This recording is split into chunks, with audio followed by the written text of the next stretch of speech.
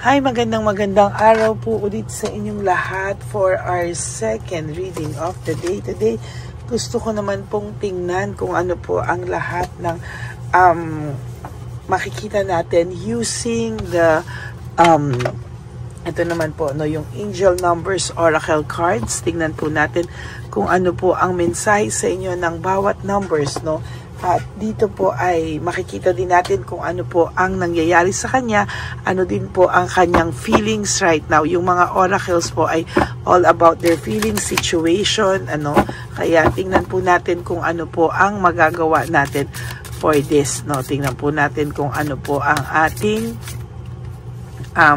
makikita dito po sa ating lover, hindi po ito lover oracle, angel oracle po, no, numbers, no, angel numbers oracle po ito. So tingnan po natin, no, yung mga bumabagsak po na yan. Bakit may bumabagsak?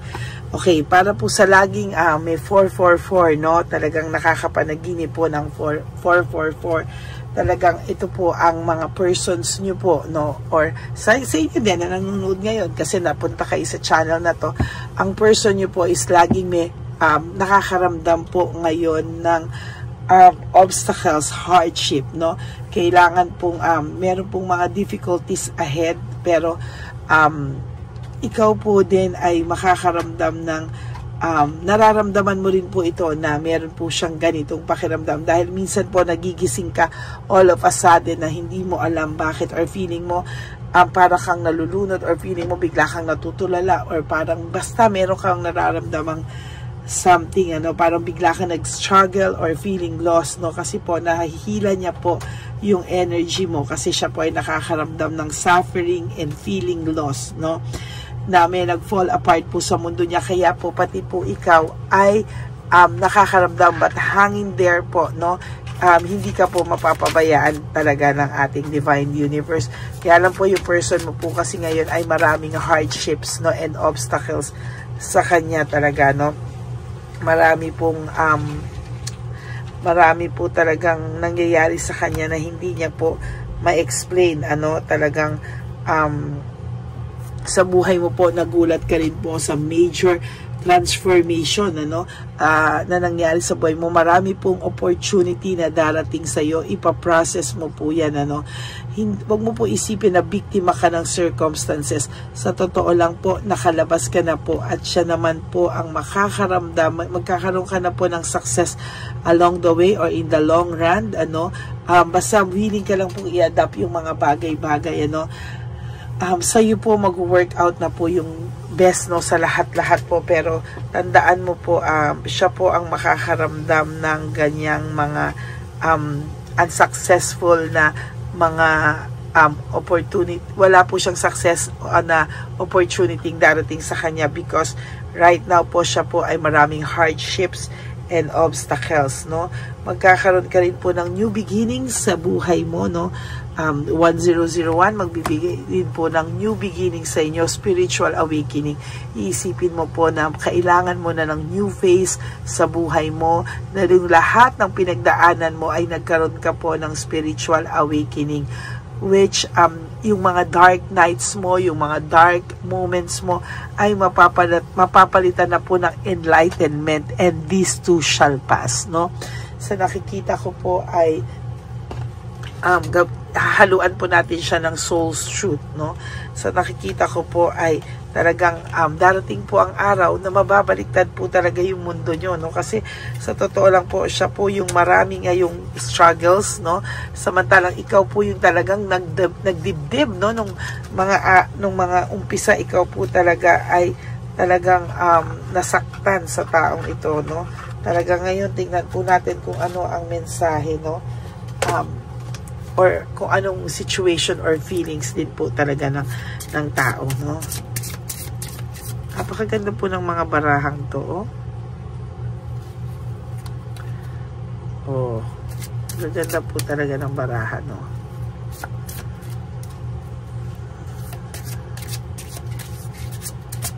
No. Pero bago pa po kasi, kaya nahihirapan din akong i-ano. Okay.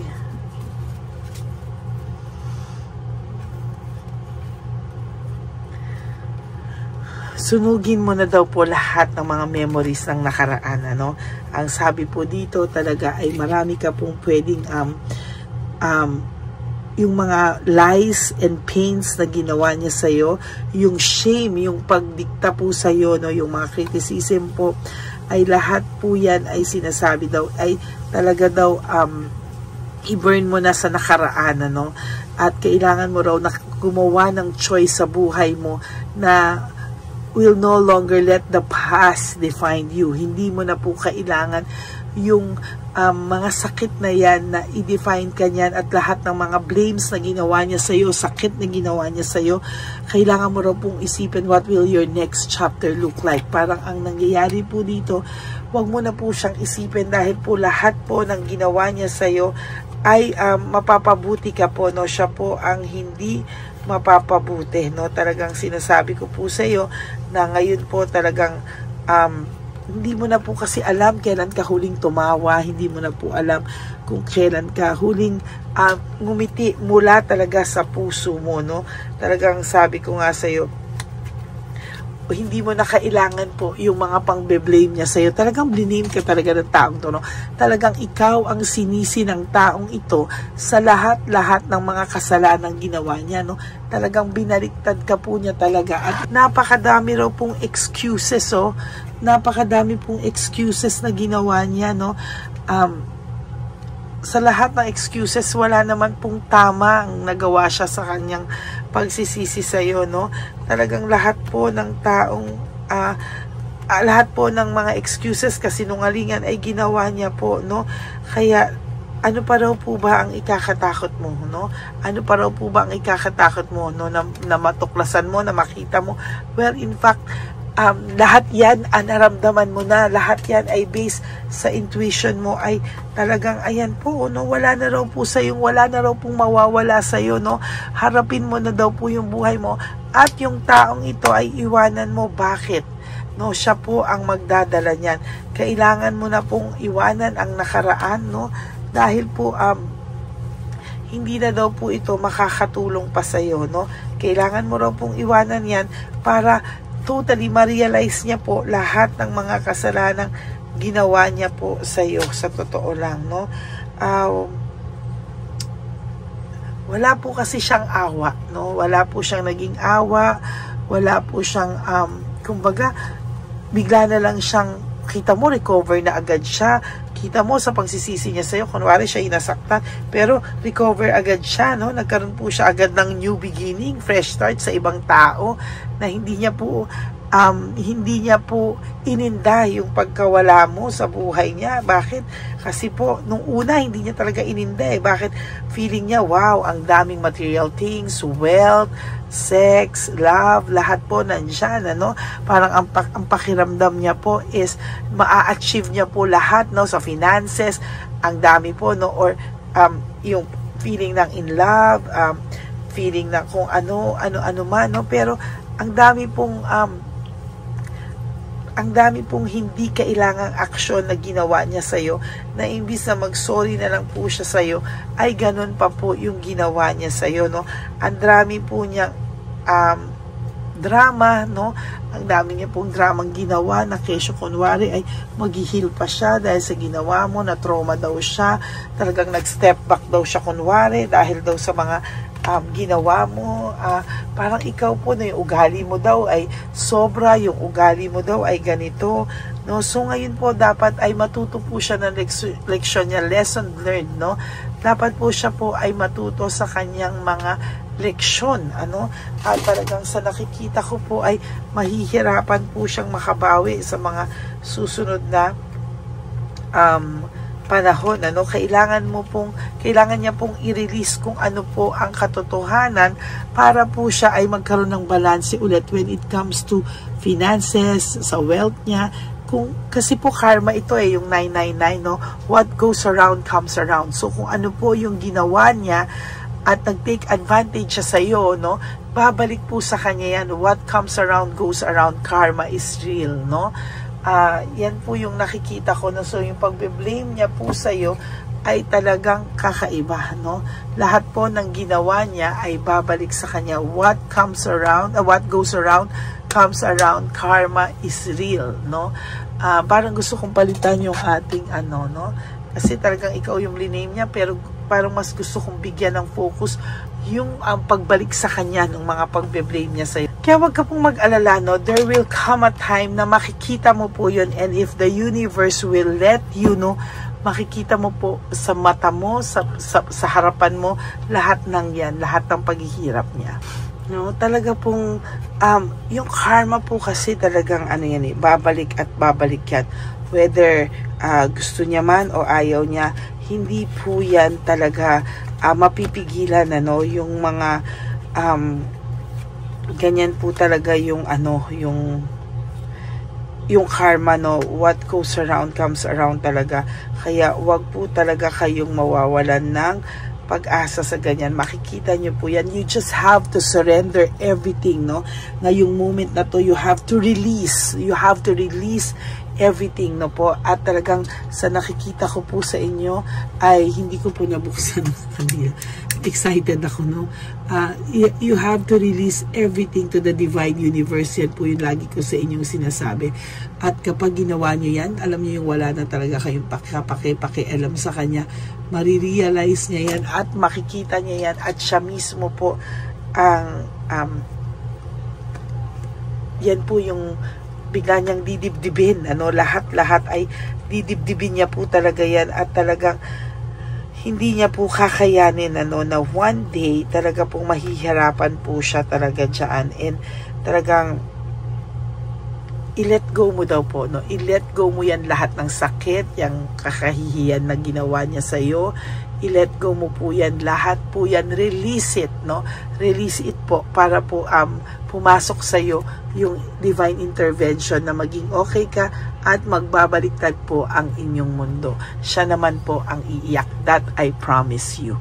Babalikan po siya ng karma, at sa lahat po ng ginawa niya ngayon ay nararamdaman niya na po ngayon talaga, no?